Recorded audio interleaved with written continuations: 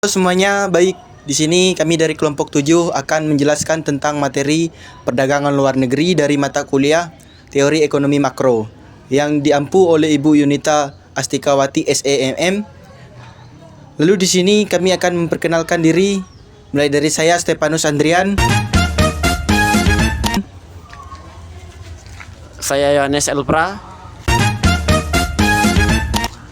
Saya Muhammad Aziz. Saya Arya Dharma. Dan saya Rizal.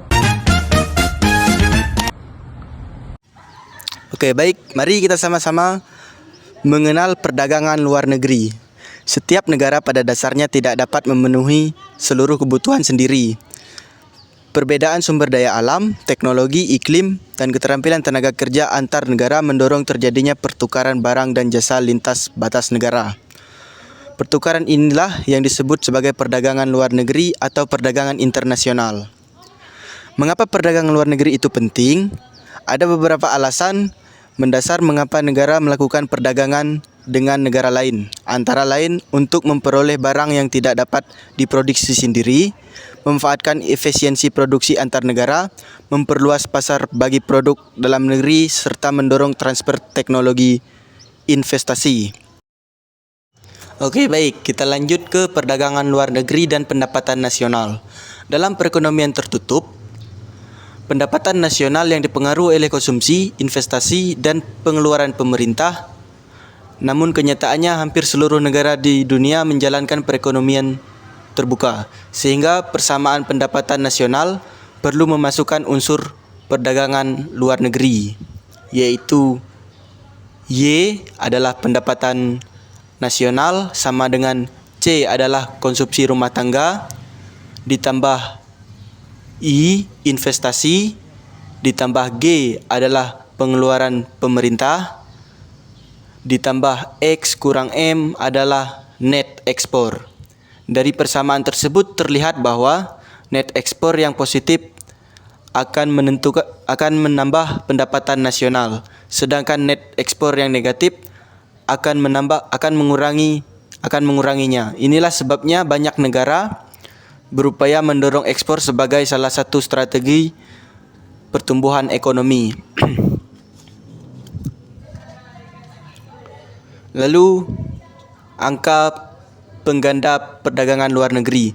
Dalam perekonomian tertutup, setiap tambahan pengeluaran outnom akan menghasilkan efek ganda terhadap pendapatan nasional. Namun dalam perekonomian terbuka, sebagian dari efek ganda tersebut bocor melalui impor, sehingga nilai penggandaan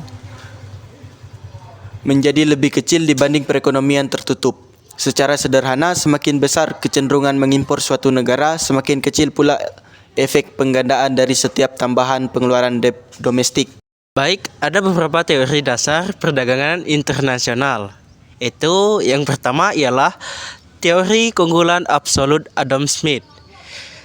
Beliau berpendapat bahwa suatu negara sebaiknya berspesialisasi memproduksi barang yang dapat dihasilkan dengan biaya yang lebih rendah dibandingkan negara lain, kemudian menukarkannya dengan barang yang diproduksi lebih efisien oleh negara lain. Dengan cara ini, kedua negara sama-sama diuntungkan.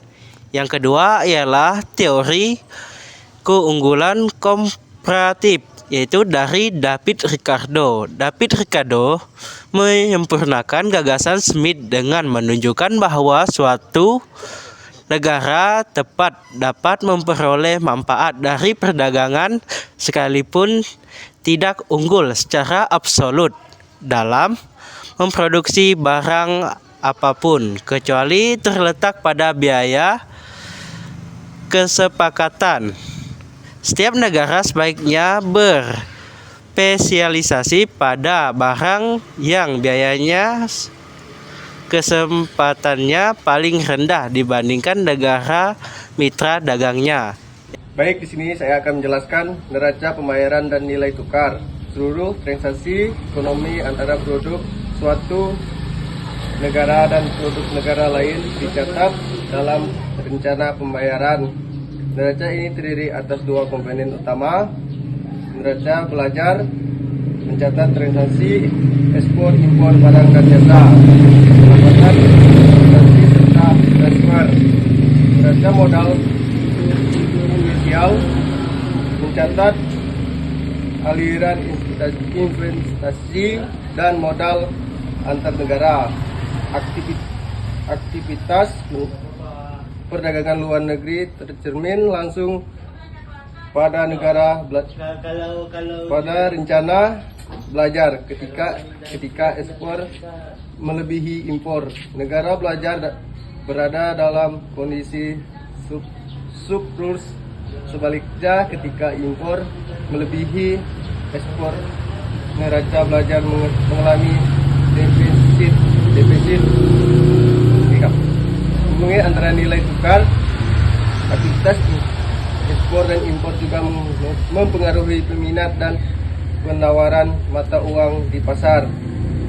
Valuta asing ketika ekspor suatu negara meningkat permintaan terhadap mata uang domestik cenderung naik sehingga mata uang tersebut mengalami apresiasi. Sebaliknya, ketika impor meningkat, kebutuhan terhadap mata uang asing juga meningkat sehingga mata uang domestik cenderung mengalami depresiasi.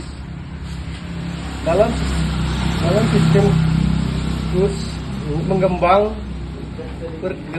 perkenakan nilai tukar dapat berfungsi sebagai manajemen penyimbangan otomatis defisit perdagangan yang membuat mata uang melemah pada gilirannya akan membuat barang ekspor menjadi lebih murah bagi pembeli asing sehingga mendorong ekspor kembali meningkat. Baik, di sini saya akan menjelaskan tentang kebijakan perdagangan luar negeri. Pemerintah memiliki berbagai kebijakan untuk mempengaruhi arus perdagangan luar negeri, baik itu melindungi industri dalam negeri maupun mendorong daya ekspor impor. Terdapat yang pertama yaitu tarif. Apa sih itu pengertian tarif? Jadi tarif ini merupakan pajak yang dikenakan karena atas barang impor. Tujuannya itu antara lain untuk melindungi produsen dalam negeri dari persaingan barang impor yang lebih murah. Lalu yang kedua terdapat kuota impor. Kuota impor membatasi jumlah fisik suatu barang yang boleh diimpor dalam periode tertentu. Berbeda dengan tarif. Hal ini seperti bekerja sama melalui harga kota bekerja, sedangkan melalui pembatasan kuantitas secara langsung. Lalu kemudian yang ketiga terdapat subsidi ekspor. Pemerintah dapat memberikan subsidi kepada produsen dalam negeri agar terciptanya produk mereka lebih kompetitif, di mana di pasar internasional, misalnya seperti melalui keringanan pajak serta subsidi bahan baku. Lalu yang keempat terdapat kebijakan nilai tukar. Pada sistem ini kurs yang dikelola atau tetap bank sentral dapat melakukan intervensi di pasar valuta asing untuk mempengaruhi daya saing ekspor impor. Selanjutnya, Penutupan dan rangkuman. Perdagangan luar negeri memiliki peran sentral dalam teori ekonomi makro karena memengaruhi besarnya pendapatan nasional melalui net ekspor, membuat pola spesialisasi produksi antara negara sebagai dijelaskan oleh teori keunggulan absolut, keunggulan komparatif, serta berkaitan erat dengan neraca pembayaran dan penggerakan nilai tukar.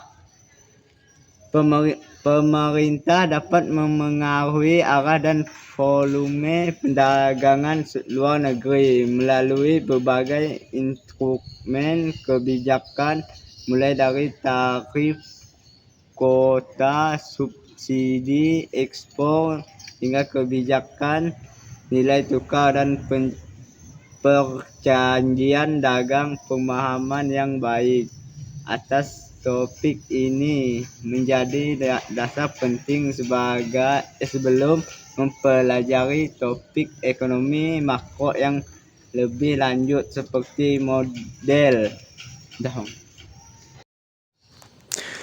Pergi ke pasar membeli terasi. Cakep. Sekalian belikan patin. Cakep. Sekian penjelasan dari kami. Cakep. Semoga nilainya tidak dibuat prihatin. Oke, teman-teman dan semuanya yang menonton, terima kasih. Mohon maaf jika ada salah ucapan atau kata dari kami. Sekian dan terima kasih.